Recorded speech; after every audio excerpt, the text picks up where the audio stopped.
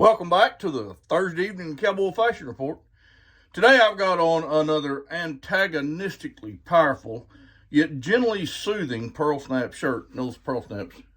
This has a copper rutilated quartz base with some bleached daffodil accents and sugar cookie undertones. Hope y'all like it. I thought I would tell you the first time that I ever saw my good friend Kenneth Finch smile. Any of you that ever met Kenneth, he don't smile a whole lot.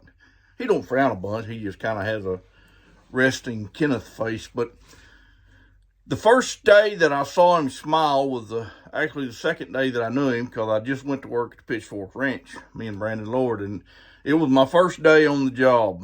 And wagon boss, Monty McCloy, he's a really close friend of mine now, he could read sign pretty good when I showed up, and could tell that I was an Okie that had been raised pretty much in the arena, and I knew how to rope a little bit and thought I knowed everything, but I didn't say that much. I just kind of put that air out. And he could tell right quick I didn't know everything, much less much of anything. And he gave me the first mount in my string of horses, and was probably the dinked outest, sorriest, gentlest pitchfork horse in the whole bunkhouse. Removed. His name was Ivan. Great big sorrel, bowed up, good looking son gun. Kind of ranchy looking, but big old bald face. Had white come both right there around his forehead, all the way to both eyeballs. And if you was in a hurry to go somewhere, you needed to leave yesterday on him. He was that fast. So they sent me and the rest of the bunkhouse crew over to Middle Mare, which is west of the headquarters there, a few miles, together some mares.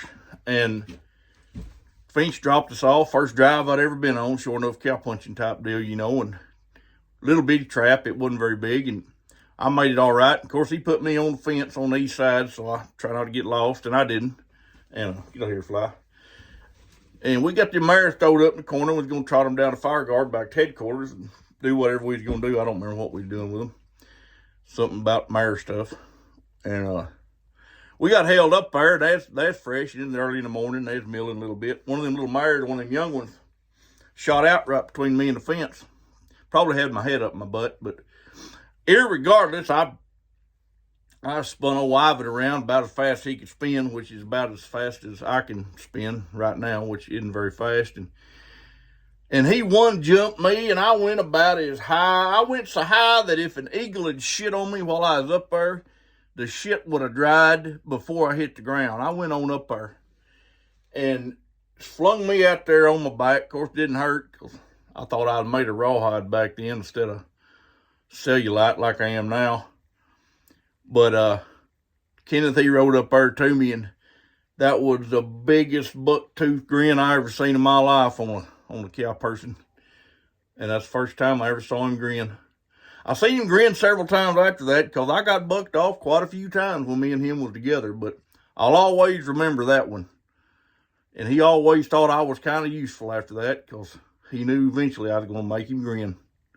Y'all keep snapping. I'll see you next week.